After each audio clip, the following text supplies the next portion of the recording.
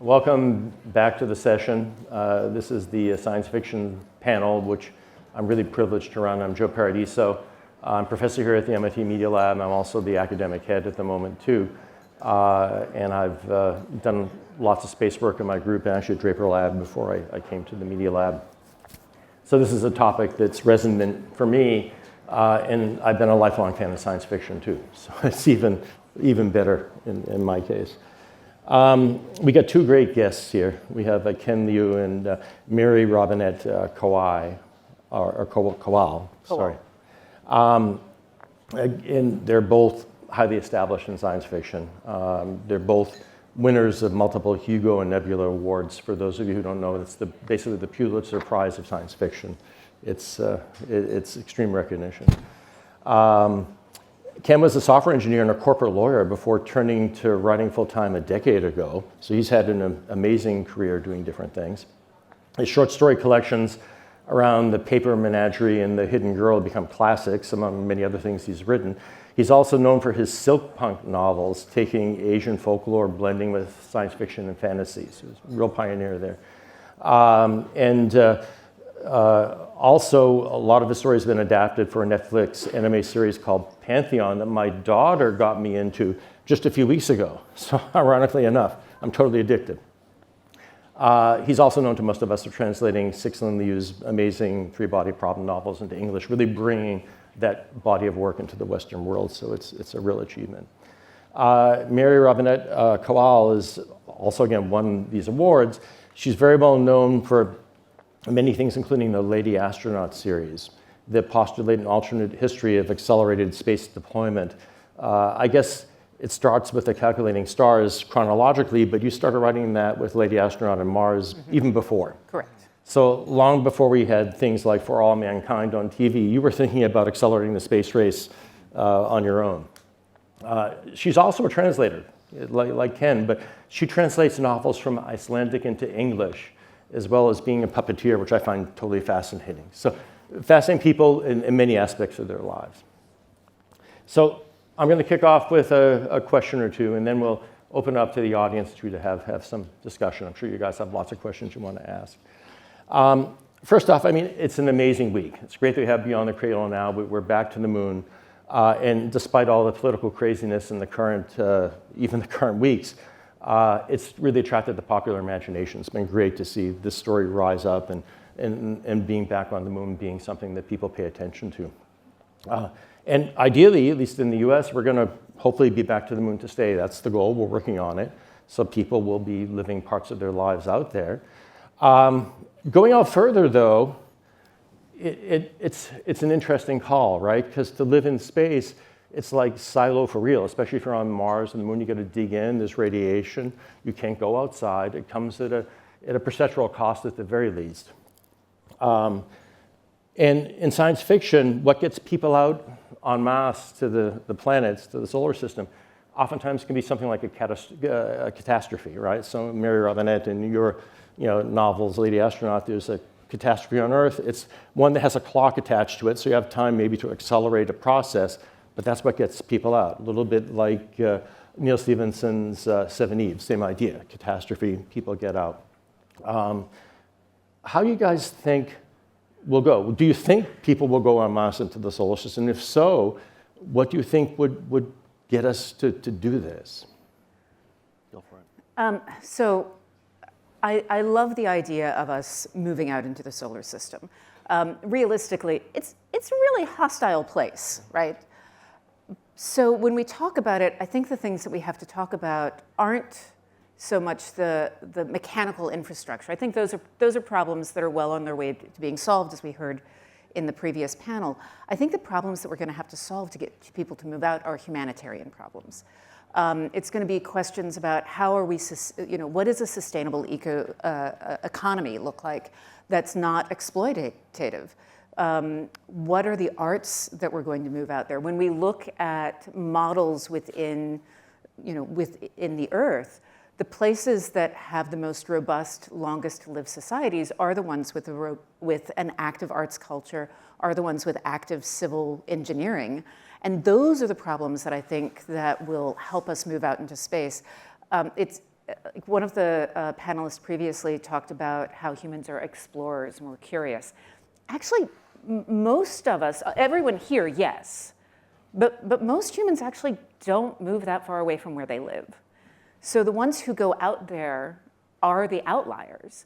And what are we doing to draw those outliers, but also what are we doing to attract people? What opportunities are we allowing for people who don't have all of the fancy degrees, the people who are marginalized? How do we get those people out? Those are the things that I think will create that sustainable future and get people beyond just this cradle. Ken?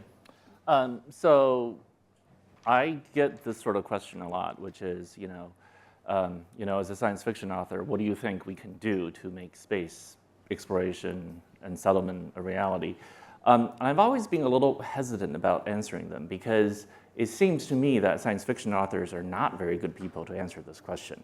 Now, I won't speak for Mary Robinette because she actually is a real expert on this stuff. She has studied space exploration and she knows this stuff for real. I do not. But here's my answer for why science fiction authors are actually interesting people to talk about this subject. It's not because we're domain experts, or at least I'm not a domain expert in space exploration per se, but I do have something to say about how fiction in general can help people who are thinking about building complicated things and solving difficult problems. And it's this. Fiction fundamentally is about new models of thinking and new models of looking and shaping problems. And new models are useful as a way for us to solve problems that we don't even know how to solve or ask questions that we don't even know how to ask. So I'll try to illustrate this with a very concrete example. So I think a lot of people here know who Christian Huygens is, inventor of the pendulum clock, discoverer of Titan, a very important Renaissance scientific revolution figure. What maybe, some of you probably know this, but maybe not all of you know this. He was also a very important science fiction writer, or at least I consider him to be a very important science fiction writer. He wrote Cosmotheros, one of the first important works speculating on the existence of extraterrestrial life, long before the modern age. And it's instructive to see how he speculated about extraterrestrial life, to think about the importance of models and fictions, right? So if you read his book, it's incredible. He talks about the possibility of life existing on Saturn, Jupiter, Mars, everywhere. And he wrote this tour de force description of what it would be like for the inhabitants of Saturn to look up and see the rings dominating the sky as they see the sun rise beyond. It's one of those beautiful passages. But here's the thing. He was very bold, but also weirdly conservative in certain ways. So if you read his book, he talks about how, these aliens must have hands, because what is the alternative to having hands? Surely you can't think that they're going to have trunks like elephants. That makes no sense. They must have hands to do science. He also speculated on how these creatures from other planets will be essentially very similar to creatures from Earth, just slightly different. Now, the reason I bring this up is because it seems weird to us today to look back on it and sort of see how conservative he was in certain ways and bold in other ways. But both of those features are the result of the models he was working under, right? So what were the models he was working under? One, the biblical framework, right? The biblical framework and the scientific revolution, which sort of transformed the Earth-centric model to the heliocentric model, right? Because of the discovery of satellites like Titan and the Jupiter satellites, it provided this idea that not everything revolved around Earth, that other planets had things revolving around them too. So perhaps God created these other worlds for inhabitants as well, right? This is the idea, the principle of plenitude. So those discoveries allowed him to start to speculate in this bold way. The other thing that gave him a model was the discovery by Europeans, the European, I will put it as the European voyaging to the New World, where they discovered inhabitants pretty much like people back in the Old World, and plants and animals that were not all that different. So from the perspective of somebody like Huygens, if a continent on the other side of the ocean basically has the same kind of inhabitants as we have in the old world, then why is it so strange to think that other planets would also have similar creatures with hands and so on and so forth? So my point is, the very things that allowed him to ask the questions that he did and to speculate also constrained the kind of solutions he could come up with, right? That's what I'm talking about, models. The models that allowed him to start thinking boldly, but also constrained the kind of answers he came up with. All which is to say, I think that's what science fiction authors can do. We can offer new models of thinking about problems, like Mary Robinette was talking about, by asking the question of who is not going to space, or why do we not want to go to space? And by coming up with interesting speculative answers to these questions, we offer new models for all of you who are interested in going to space to think about what the other possibilities are. Like Professor DeWitt was saying, it's not about looking for biosignatures sometimes, it's about looking for absence of signatures. The absence can be a signature. So in this case, asking the question of why have we not gone to space? What are the things that we are not doing, right? Sort of looking at the absences and coming up with new models may offer interesting new answers.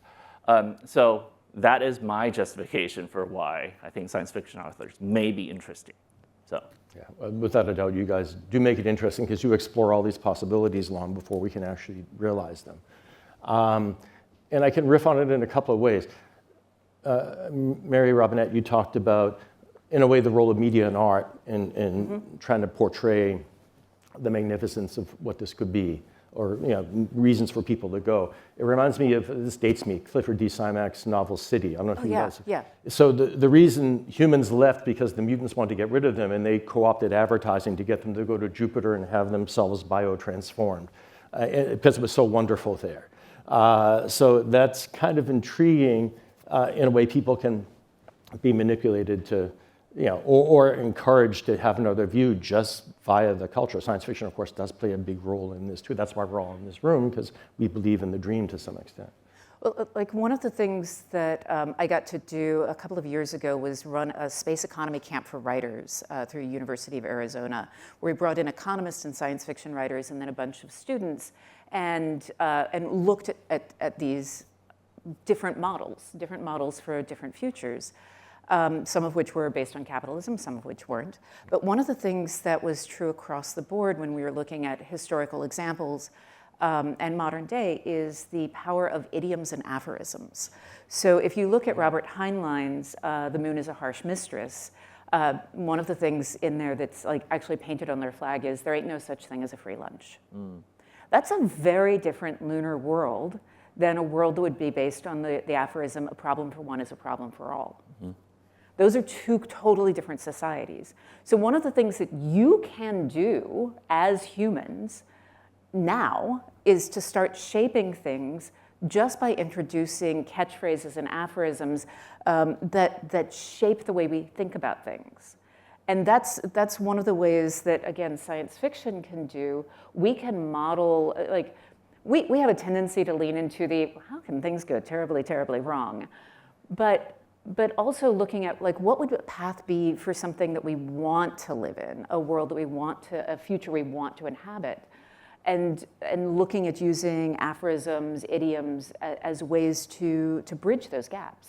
Right. I mean, to sort of follow up on that point, the media has an incredible power in shaping the way we think about mythologies and models for how the world should be, right? I mean, there's a reason we name these missions like Apollo and Artemis. There is a mythological component to science and technology that we should acknowledge. We do actually specifically try to bring up these visions of what it is we're trying to do and get people excited about them. And these media representations can have an outsized influence on the way the public thinks about things. So for example, right, I'll give you another concrete example.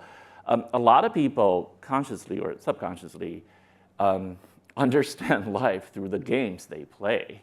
The game Monopoly has an outsized influence on the way we think about capitalism and what actually investment and assets and all these things mean. But it's only recently that I realized that Monopoly actually has a very interesting history, the game. It was invented originally by a radical feminist, and it was actually a game with two sets of rules. The rules that we know of are part of the rule called, the game called the landlord's game. And it was actually originally meant to illustrate the ills of capitalism, not as a playbook for how you succeed in capitalism. Yeah. There's also an alternative set of rules in which when you make money, everybody makes money rather than a zero-sum game, which Monopoly is. And that alternative vision for how society could function was meant to be the radical utopian vision, which Parker Brothers never decided to go with. They just went with the one set of rules. So it's interesting to think about, again, what are the models we're offering, right? What Heinlein has, again, a very huge hold on the imagination of today and the way we think about how space exploration has to be based on colonial models. It has to be based on extraction of resources. It has to be based on making a profit. But why? Why do we think that actually is true? And is it actually true? Again, why do you have that one model as the model that answers everything? There are other models and plenty of other ways of thinking about this. You actually just remind me of just a single author in two different works, The Martian and Project Hail Mary. Right. So The Martian is about what happens when a team of people come together to solve a problem. And Project Hail Mary is you need one smart guy. Mm-hmm. And we know from science you need a team of people.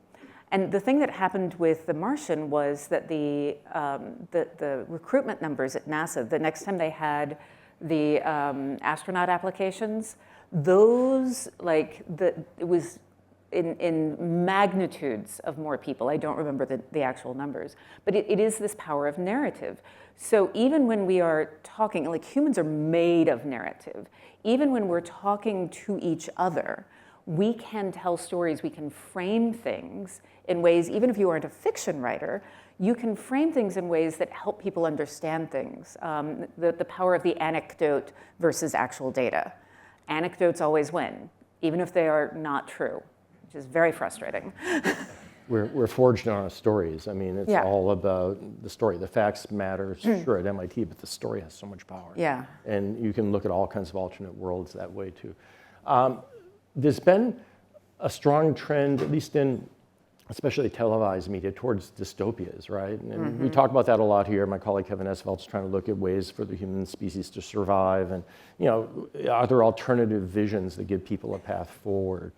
How do you guys see it from your viewpoint? Is this just a selective, these are the ones we notice? It's always a good story in a dystopia. Or is there a whole frontier that moves away from that? There's a bunch of different writers that are exploring hopeful fiction. Becky Chambers is a great example of this. I think that I will say something that I think is controversial, but dystopias are easy. It's really easy to break something. It is really easy to escalate. De-escalation is hard. Building things are hard. And so I think the stories that posit positive futures and offer roadmaps to get there, those are the ones that are, for me, more interesting. It is also extremely rare to see a hopeful future that did not go through a catastrophic reckoning. Star Trek, when you look at that hopeful future, the path to get to that, you go through the eugenics wars. Eugenics wars, yeah. Becky Chambers, beautiful, hopeful future.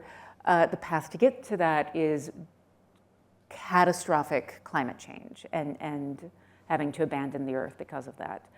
But I think there are ways that we can get there without having to go through those massive societal upheavals. But it involves kind of a lot of people investing in a narrative that societally, we are not at a place to do that in the United States right now. Well, it's like Gibson's jackpot as well, right? There's a bottleneck we have to get through. Yeah. But ideally, there's a way where we can minimize that, and you guys can maybe show us some pathways. Yeah. I mean, I think dystopias, like pure utopias, are very fragile. Yeah. Right? And I think that's one of the things that often gets missed, which is that these stories are easy precisely because they're not realistic. They are easy, and they speak to anxieties of the moment, right? I mean, science fiction is not really predictive, it's descriptive. So science fiction is always very descriptive of the anxieties of the moment that they're crafted and they're written. And a lot of times, that's what comes out. If you read dystopias, I think the one way to make them sort of effective and interesting for our purposes is to examine just how wrong they are in their fundamental assumptions. So for example, right, a very famous dystopia novel that I'm sure most of you have read is 1984. It talks about the party being so totally in control that there's just no way out. And of course, if you read the third book, the entire premise here is that even the very idea of rebellion is actually just a conspiracy manufactured by those in power, by the party, such that there is literally no way out. And people read it and then they think, oh, horrible. If we ever get to that totalitarian system, what can we do? The problem is we lived through multiple totalitarian systems like that, and they were all incredibly fragile. It turns out that all of these systems collapse just like that. Overnight, these great empires fall in a way that was not covered in 1984. And so they simply don't account for the reality of how much more hopeful and how much people can actually change their circumstances. Their power relies on this mythology, this temporary mythology that they're invincible, when in reality they're nothing like. Utopias are very similar. They rely on a kind of narrative of invincibility, which is why I think heterotopias are far more interesting. They're neither dystopias nor utopias. They're heterotopia. In other words, they're more real. They're more like the world we actually live in. And so Star Trek became more interesting when it became more of a heterotopia. And it became more interesting to think about what are the narratives, what are the things that these models offer that are more hopeful, and how are they handling the sort of tensions that we're dealing with. And I think, like you were pointing out, a lot of science fiction writers are interested in those stories, and I think those are the most instructive. They're the ones who offer the most different models for how to hold the world in your hand, but also to think of alternative ways to really treasure it and not to confine it to the shape that we see it right now. I just want to tag on to what you said about dystopias are not realistic. Like when we look at natural disasters and the immediate response to a community in a natural disaster is we help each other. That like when we in the Western Carolinas when all of the flooding happened, people just came together. We see this over and over and over again. But one of the things that happens when we don't have a script for how to behave is that we look to a leader. So we mentioned that I was a puppeteer. I would go into elementary schools.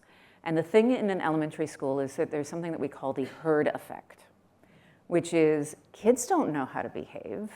And if one of them is like, oh, what you do is you yell at the puppets, if no one stops that, the entire audience will just start yelling at the puppets. It's so much fun. Conversely, when we do family shows, the kids will look at the adults for how do I behave? And so those shows, we have to work so hard to get the audience to engage with us because the adults are like, I will reserve myself because this is for my child. Mm-hmm. And the child looks at the adult and is like, I am supposed to reserve and be quiet. So what we learn from this and from, again, historical examples is that when you have an unprecedented event, a dystopia or a tragedy of some sort, people look to the leader, and that leader can set the tone. Any of you can be a leader for the group that you are with, for setting a tone. One of the things we've also learned is, you were talking about how fragile dystopias are. When you look at sustainable societies, societies that have been going for thousands of years, one of the things that they are often based on is this is what we do as a community versus prescriptive things, which is what often dystopias are. We don't do this. When you say we don't do this, people are going to rules lawyer their way around that.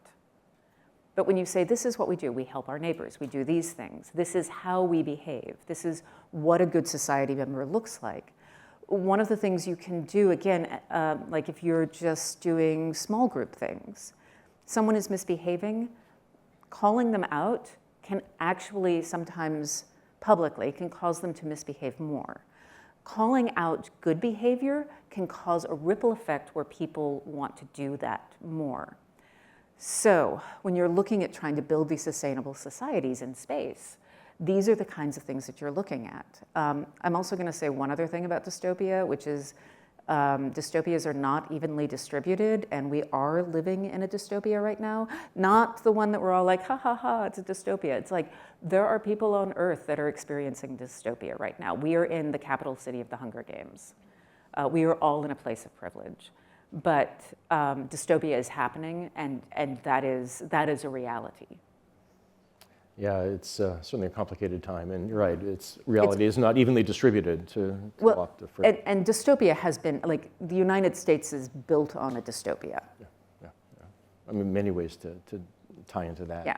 I'm going to shift gears very quickly, picking up on what Ken was mentioning about the different models and so on. Because there are revolutions in science and technology and popular belief and philosophy that just bring humanity forward, and literature of the past we can interpret in a different way. We talked a bit about search for life, which I think is one of the most important things we're doing, if not the most important in terms of new knowledge. And it makes me think of the Second Third Body Problem book where the epiphany happened, right? The main character looked up, saw the stars, and said, life is everywhere. This is an old idea. It goes back to Lovecraft. I mentioned Huygens, E. Doc Smith, these great books. But for me, when I think of a big universe, it means life is rare, because just random fate gives us a chance to get sophisticated life. You have enough chance in this universe for it to happen at least once, and it happened here. So it's the opposite feeling. And you see this anthropic shift even in science, right? We're seeing very little sign of it. We're knowing how to analyze the Drake equation. There's a whole panel today about adding extra terms to it. There are incredibly huge statistical bottlenecks in it to get us. So it's entirely possible that we'll know in a few years that we're alone. Brings the center of the universe back to humanity, which is intriguing. But these old books that I love now, when I see these aliens all over the place, I start to lose patience with it. How do you guys feel about that? At least a future maybe in this world in another 10, 20 years, where we pretty much start to think we're alone. Oh boy. Okay. So, have you seen the animals on social media that use buttons to talk? Okay, it's called augmentative interspecies communication. I bring this up. I have a cat who does this. She has 130 words. We've been doing it for 5 years. She has self-diagnosed medical problems that were not visible to external symptoms, no visible external symptoms. Anyway, it's a whole thing. I started out very skeptical. Point being that the AI work that they're doing with whales, we're learning whales have names for each other. There is syntax. There's a paper that's supposed to be coming out later this year. They're managing to do translation with whales. There are non-human intelligent species on Earth now that we don't know how to communicate with. Like, my cat is not speaking English. What we have at best is a pigeon. And we know that birds can lie. Birds also have a syntax. We know these things. Corvids are amazing. There's a culture, they pass things down. Whales go through fashion phases where they're like, do you see my jaunty salmon that I'm wearing as a hat? Also, how do they keep it on their head when they're swimming? I have so many questions. But point being, I do think that at some point we are going to find life off the planet, because there's so much of it on the planet. There's all of the life that's growing in extreme environments on the planet. We know more about Mars than we knew about the deep sea. So I feel like, yeah, it's going to happen at some point. What it looks like and will we recognize it? I have serious doubts about our ability to recognize it. There's a phrase in animal cognition called anthropodenial, which is the idea that we deny that we want to be exceptional and singular. And so we will come up with reasons that other creatures are not communicating, reasons that we get to, it's like, oh, this is only us. Only humans do this, only humans do that. So I suspect that when we find life, that we will spend a lot of time trying to say this, well, yeah, but it's not really life. Mm-hmm. It's not, I mean, yes, they are breathing, but that doesn't mean life. Yeah, it's intriguing. Asimov had grass everywhere, right? But nothing more advanced than the foundation. David Brin actually had the jingoist attitude where we would, to communicate with them, we'd uplift them. Yeah. So that make them human, which is counter to what you're saying exactly, I think. Yeah. So there are different ways to look at it. Yeah, I definitely agree with that. I think the real issue is not whether there's life out there. I think the real issue is, will we recognize it? And even if we do, will we be able to communicate or understand it in some way? I mean, fundamentally, the reason why we can communicate at all with each other is because we have shared history, and basically we have the same brain structures and so on and so forth, and all of that evolutionary deep history that allows us to pretty much perceive the universe in the same ways. But again, it's because we share the same model. It's not clear to me that aliens will share the same model at all. I mean, there's plenty of sci-fi written about that, precisely that point, that if they do not share the same model of the universe, then how can we even communicate? And even if we do, will we only be able to communicate at the most basic level? Probably not even as well as you do with your cat. I suspect we'll do much worse, actually. I mean, there's evidence now that, I mean, there's evidence actually in both ways. I mean, in one direction, I find it very interesting, the public discussion over what intelligence actually is in the context of AI. Because the more you look at what AI is capable of doing and what it has been able to do and how little we understand how these models actually work, the more weird it is that we can't really define what intelligence is. You know, when I was studying AI something like 25 years ago, the idea that someday you have a machine that is capable of passing the bar exam and able to advise people on a variety of problems, and that's being used out there to actually discover new mathematical proofs and being used to search through hard drives for evidence of hacking. And then somehow people will look at it and just shrug and say, oh, it's just a statistical parrot. It's not, there's no intelligence here. I think most people would have been like, how can that possibly be? This is nonsense. And yet here we are in a world in which machines do all of these things, and we sort of shrug and say, that's not actually intelligence, intelligence is something else. So I very much doubt that if we found intelligent life, we would actually agree it's intelligent life. I think we will say, oh, that's just crystals doing its crystal thing. Yeah. That's not actually intelligence. So I'm not really convinced that we will recognize intelligence or even life if we find it, because we are far too constrained by the model of what we are. Mm-hmm. We are not all that different from Huygens, to be honest. I mean, we go back and look at Cosmotheros and we think it's comical, because one of the questions that he's obsessed with is whether these aliens are actually the seed of Adam, because this is a very important question, since it has to do with whether Christ's sacrifice also saved those aliens or not. And this is a very difficult question to resolve. We obviously look at this today and think that is a huge waste of processing power, but maybe in the future, our descendants will look at us and think we are incredibly foolish, that we're obsessed with what we are obsessed with. Like we used to think that animals were just a black box. Did you know that Descartes vivisected his girlfriend's dog in front of her to demonstrate that it didn't have feelings? Right? Brutal. And he was a thought leader. Like, so I look at things like that And I look at drinking mercury will solve everything. And I think, what do we think right now that's just dumb? I totally agree. You touched on AI. We're living in a science fiction novel now, right? I've been reading the Colossus novels, actually all 3 of them the last year, just to kind of go back. And, singularity lore has its whole mystique here. Even the idea of retreating into an inner world, right? You deal with it a bit with Pantheon. So instead of going out, we kind of go inward. Science fiction has treated that, and you see it more and more. Any quick, we'd spend an hour on this, but anything quick about this revolution that we're encountering now that you guys would care to share from the Rogers perspective? I would just say this. I think, these models are trained on us. So they are, in a lot of ways, just sort of amplified versions of our shadows.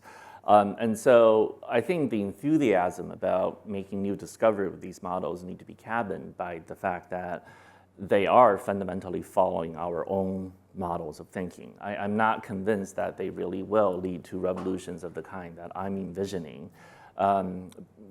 Because to actually have the kind of revolutions that we're talking about require us to change who we are. We actually have to change fundamentally how we think about the universe and how we narrate the universe into being. These models are interesting and they're powerful, but I'm not convinced that they will lead to those kind of revolutionary changes on their own. Fundamentally, we still have to do the work ourselves.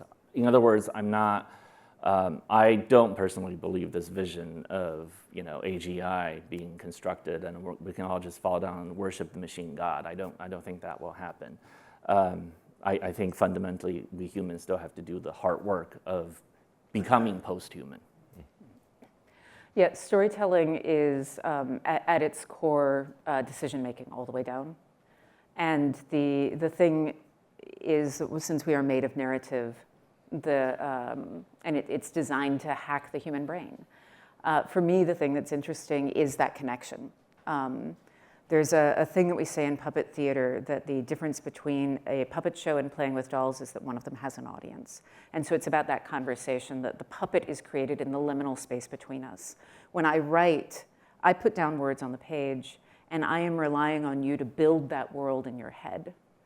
And that is fundamental connection. And so regardless of what happens with these machines and how capable they become, I'm just not interested in connecting to a machine. I want to connect to you. And so for me, those are the, regardless, I think it's cool. I think there's some really neat stuff that it can do. I think it's possible that it will be able to do, all of the science fictional stuff. But am I interested in that? Not so much. I think ideally you're going to do the hard work of being an author, even though you may have different tools. And I love the hard work of being post-human. I'm going to use that one. Yeah. That's wonderful. We have time for maybe a couple of questions, if whoever wants to ask a question.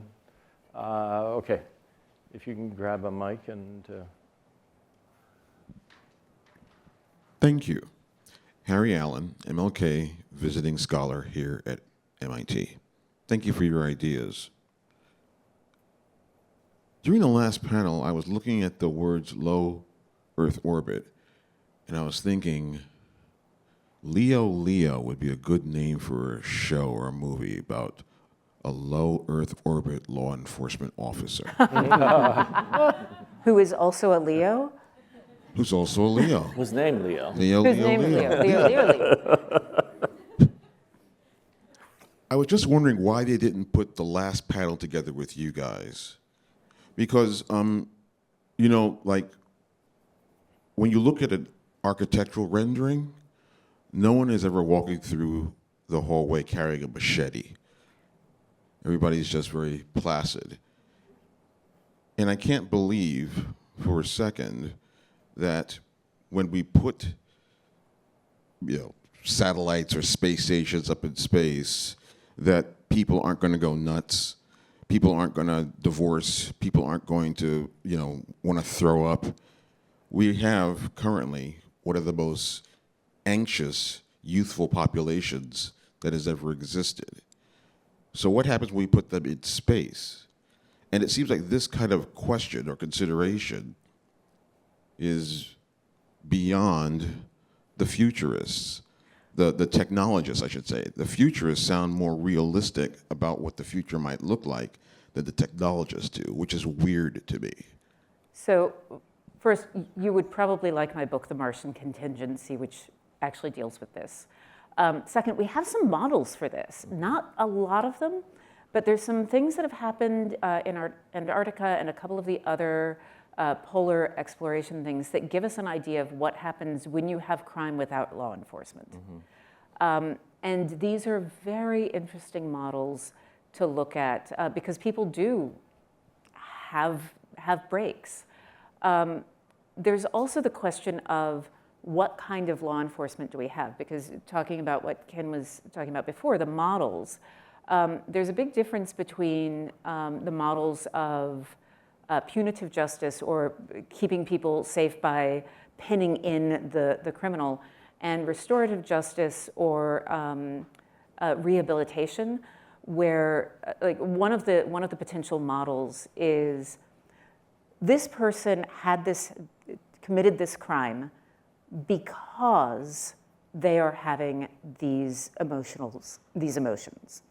Let's address the emotions. Let's address the underlying cause. Most of our justice system is built around addressing symptoms. And so, like looking at this, law enforcement officer in Leo, what is the why behind the actions that they take? Yeah, no, I was just going to add that I do think we have some interesting models to look at in terms of how these kind of communities will function. And one thing to keep in mind is that these communities in space will almost certainly start out as instruments of bigger political goals or commercial goals, and they're not self-sustaining. Right.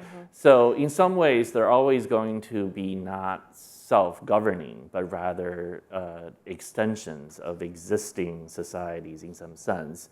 And there is something very interesting about how we view those kind of communities and to what extent do we view them as examples of democratic governance. I mean, there's a reason why so many of the speculative ideas about these communities tend towards the authoritarian. And then I do think that's something interesting and we should be aware of, that it's not because that's a natural consequence of having those kind of communities, but just of the way we envision them coming into being. Yeah, I mean, most of space culture now is based on the military.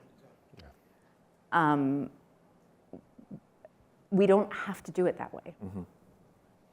Once we have other reasons to go, Yeah. it'll be a different story, hopefully. We have 46 seconds left. Do I have permission to ask one more question of the audience? Okay. So go ahead. Thank you. My name is Xin. Xin. So thank you both so much for the talk. Recently, I've been reading this book called Hopeful Pessimism. It's by this author. She argues that pessimism, not optimism, is the necessary virtue for our current era for different kind of crisis, as it provides the resilience to act morally without the false comfort of guaranteed success. And I really liked Ken Liu's book, The Armies of Those I Love. And I think you also mentioned that how to kind of practice this muscle to hold the world.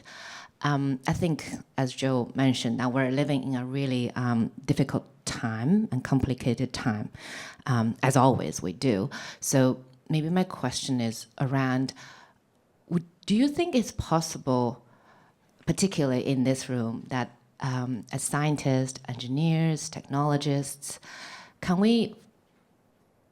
would we ever try to find moments or seeking answers of places that there will not be a solution of something?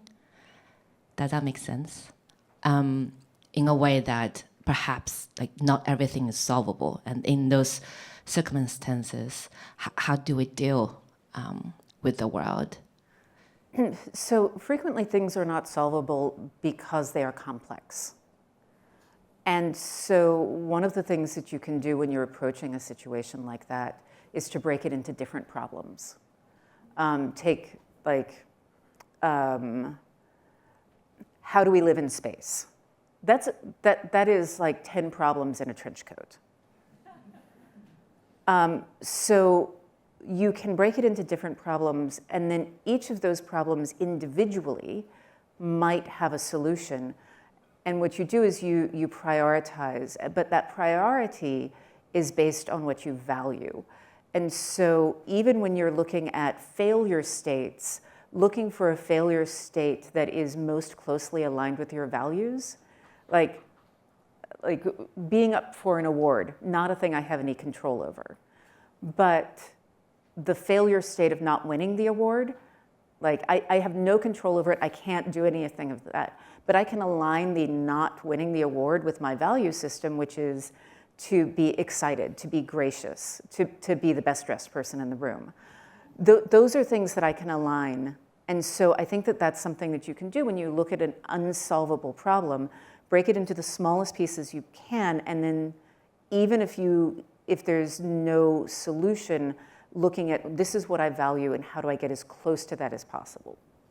And sometimes, I think the unsolvable problems are unsolvable because it's the wrong problem. Yes. Sometimes the issue is just realizing that the real problem you're trying to solve is something very different. Mm-hmm. It may not be we all have to agree on a king. It may be that we don't need a king at all. Yeah. So sometimes that can be the light, the revelation. Yeah, we actually did that with SciFi. We were trying to come up with new membership requirements, and then realized that our entire fundamental basis for how we measured it was wrong, and chucked it out completely. There's always another problem on top of the old one, too. Yeah. So we're never quite away from that.